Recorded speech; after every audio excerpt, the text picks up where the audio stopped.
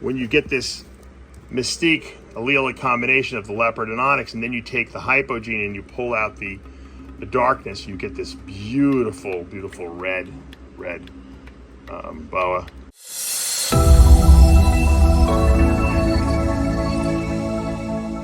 Dave Palumbo here for Muscle Serpents Daily. Hope you guys are having a great day. The sun's coming down here in Cape Coral, cooled down quite a bit.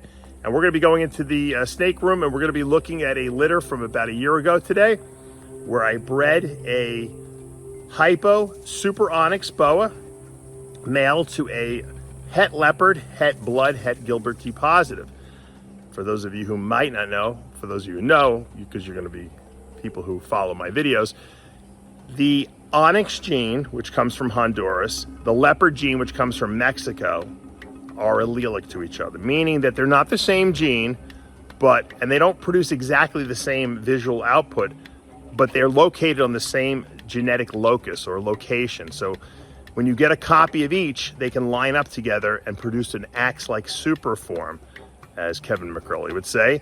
And the axe-like super form, if you have one copy of onyx, one copy of leopard, is known as the mystique. There's also a third gene from Costa Rica known as the black gene, which is also allelic to leopard and onyx. And you can make combos with that as well. I don't think they have names for them yet, or if anyone's even made them.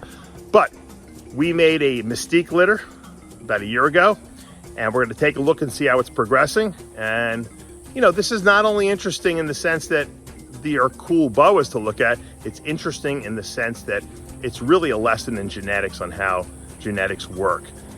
Leopard is considered a recessive. It really shouldn't be, because black gene is an incomplete dominant. There's a super black gene. Onyx is an incomplete dominant. There's a super onyx. Really, it should be leopard and super leopard, but they don't do that. But we know that leopard really is an incomplete dominant. You can see one copy of leopard all day long, and when you have the two copies, it produces that very visual, obvious leopard that we all know and love. And we're gonna find out with all three of these genes what happens when you take away black, or strip away some of that black, because it gets real interesting. Stay tuned. All right, here's a little update on my hypo super onyx male that was bred to a het leopard, het blood, het Gilbert T positive. So what I was trying to do is create what's called the mystique, which is a allelic combination of leopard and onyx. And this is a mystique, which would be a combination of leopard onyx that is possible het blood, possible het Gilbert T positive. I don't believe it's a hypo, although it's gotten much lighter since it's gotten older. It was originally very, very dark, and you can see they look a little like leopard, but it's not a leopard, and it actually looks a lot more like a super onyx than it does a leopard, but it's got characteristics of both. They're not the same gene. The onyx gene is from Honduras, and we see the onyx and super onyx form of that, the single copy, double copy. With leopard, we call it a recessive. It's really not. It's really an incomplete dominant. One copy would be, we call it het leopard. Has definitely visual cues. The visual double or two gene copy of leopard is pretty, obvious. It looks similar to this, but usually it has a little bit more pattern in it. It's a little darker. This looks really like a combination of an onyx or a super onyx and a leopard, and that's exactly what it is. We call it a mystique. Beautiful baby here, and I'll probably start putting some of these up for sale. I already have my holdbacks put aside. This one is really, really nice. If anyone's interested, let me know. Here's a single copy onyx from this breeding, probably a hypo onyx more than likely. And so we got one copy of hypo and then one copy of onyx. Now we know anything that's not a mystique is going to be the very least an onyx, because the father was a super onyx, so he had two copies of that. So we have to produce at the very least an onyx in every baby. So if anyone's interested in getting into the onyx project, this is a single copy onyx.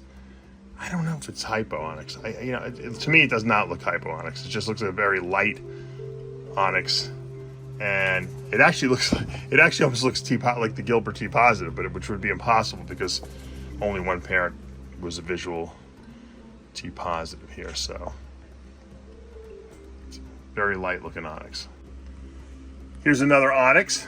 Also, don't think it's hypo. That's but a much darker onyx. The onyxes have a lot of variability too, and that's important to understand about the onyx gene, just like leopard has a lot of variability. This is also a possible het Gilbert T positive and possible het blood. The darker ones, or the ones with the more aberrant patterns, tend to be probably the ones that are going to be het blood. Blood does, if you have one copy of that gene, it does definitely change the saddles a lot. Now this is a hypo onyx for sure. You can see the difference. Once again, just like leopard, underneath onyx, we have reds. So when you put the hypo gene and you strip away some of the darkness, you do get the reds coming out. And this is definitely a visual hypo onyx. Possible het blood, possible het Gilbert T positive. Once again, the onyxes have those nice dark eyes. And once again, if you're looking to get into the onyx projects, this is a beautiful little female who's got some really nice size. Actually, I'm pretty shocked how much size she's got. She's a year old, but they usually grow really slow, and she just happens to be a really good eater. Here's another female, single copy onyx. It almost looks a little, dare I say, anery too. There is possibility of anery 2 in here. This could potentially be an anery 2 onyx. It's definitely not hypo, but it doesn't look as dark, and it has that like gray tone to it. So it is a possible anery onyx with possible blood, and then possible het blood, possible het Gilbert T positive. And I think that's the other one I saw that I thought looked like a Gilbert T positive was probably potentially anery. There's always the anery 2 gene in all these Central American boas that kind of just sneaks in there, and it's just lingering in the background in a lot of these boas. It's possible it's not, because it does have a lot of red in its tail. It just might be it might be just a slightly lighter onyx boa, but really nice once again. All right, now here is another litter mate. This is a beautiful female, more than likely probably a holdback. This is a hypo mystique. So that's one copy of onyx, one copy of leopard, plus the hypo gene, plus it's also possible het blood and possible het Gilbert T positive. Those don't seem to be too relevant here, but you can see when you get this mystique allelic combination of the leopard and onyx, and then you take the hypo gene and you pull out the darkness, you get this beautiful, beautiful red boa. Really nice personality. These all have really good personalities. None of them are snappy or anything like that. But look at how beautiful the red is. It almost matches. Look at that. It almost matches the color of the cocoa blocks we have in here. And once again, this whole litter has got really nice size on it for only 1 year old.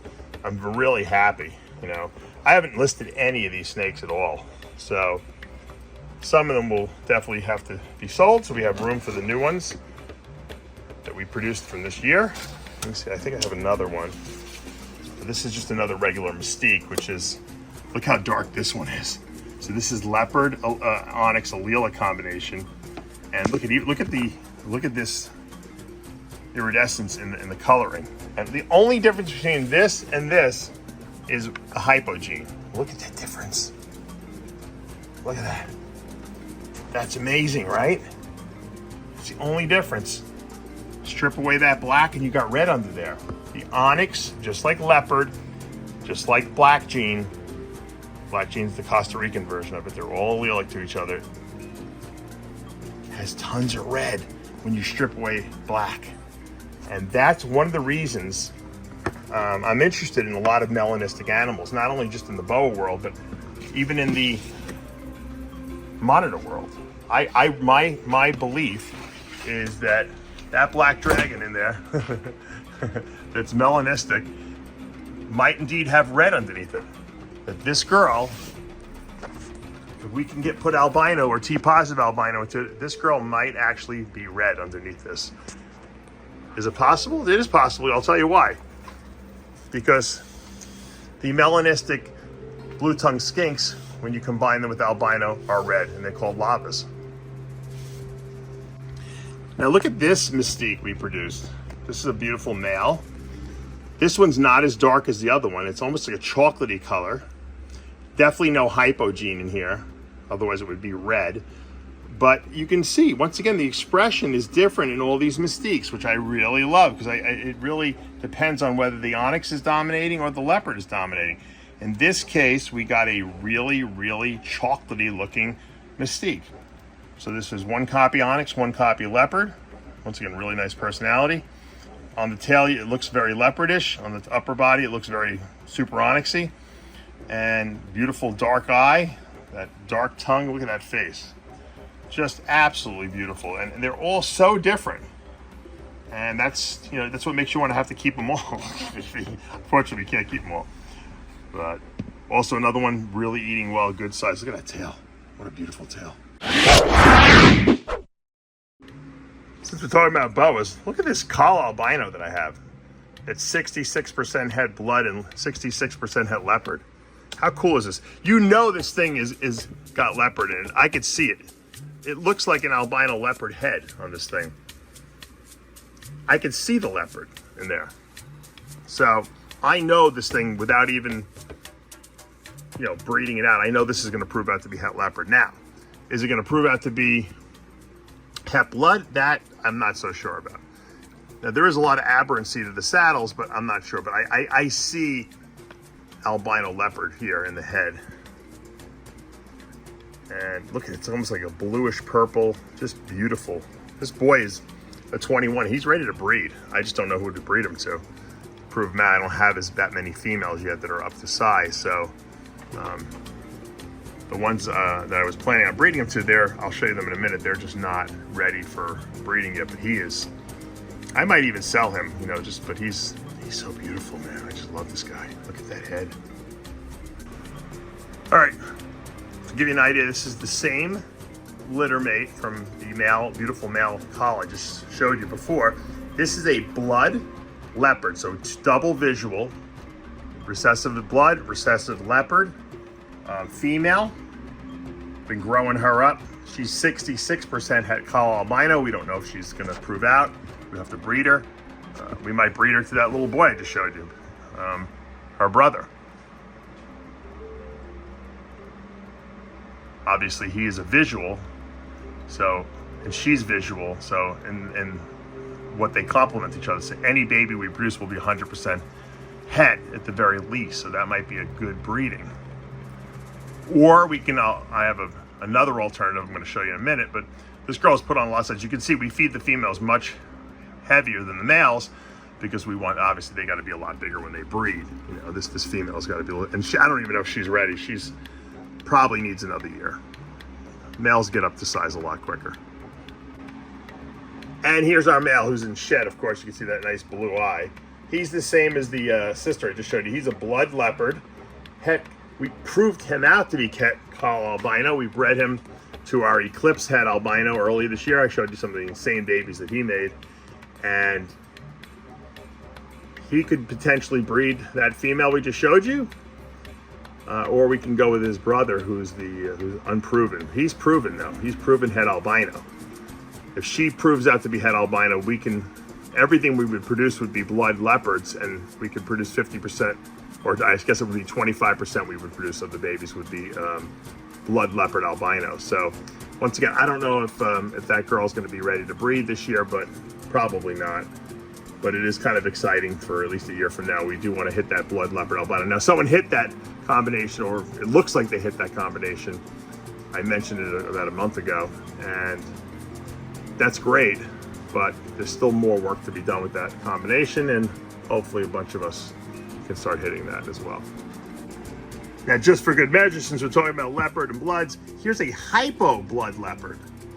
So I showed you what a hypo Mystique looked like before, which is essentially a hypo leopard in essence, and really red. And this is a hypo blood leopard, and it almost is not as bright as the one I showed you, the Mystique hypo. And that's because I think the onyx gene is got a little bit more red in it than the leopard gene. But who knows? She was a lot lighter when we got her, actually, and now she's she's darkened up a little bit as she's gotten older. And I got her as a really tiny baby, and hopefully at some point, not this year, but probably next year, she'll breed, hopefully. And that's the reason I like this one, is because she's got the hypo gene in it, whereas the other blood leopards don't have hypo in it, although they do have potentially albino. So a lot to be done with that leopard blood combination. Remember, the leopards and the bloods, the onyxes and the blood, they're small snakes. They're dwarf boas. So you're not getting big, huge monster, Colombians in these breedings, which is very desirable. It seems like in this day and age, people want smaller snakes that they can keep in ball python tub sizes, like this one's in there. She'll probably need something a little bigger. She'll probably have to go to something like this eventually. I like to put the females in slightly bigger tubs, but for most of their life, and for a lot of people, if you have a male, it'll live its whole life in a little tub like this if you want. But she's gorgeous. Once again, she was a little bit of a picky eater when I first got her, but she's doing well now. All right, guys, that's going to do it for today here at Palumbo's Pythons and Boas. We got Jedi the cat laying next to the banana tree that we're growing up. We got some cacti and some all kinds of cool plants here. It's been raining a lot, and the bugs are eating me alive today, because after it rains, they all come out and they breed, and they go and look for blood from people like me to suck it dry so they can have energy to go breed some more. But that's what the bugs do, right? Anyway, Daytona's coming up this weekend. Paul Miller, my good friend, and I will be driving up for Saturday. Once again, hit me up if you guys are going to be out there and want to meet up. If you want me to come by your booth, interview you. I'm really excited. I have a couple of snakes in mind that I might want to get to, so I might be purchasing. Usually I go to these shows and I don't purchase anything, but I might be purchasing some stuff, so you never know. All right, guys, I hope you enjoyed today's video. If you did, show me the love. Hit that subscribe button. Turn on those notifications. Hit that like button. I'll see you back tomorrow morning.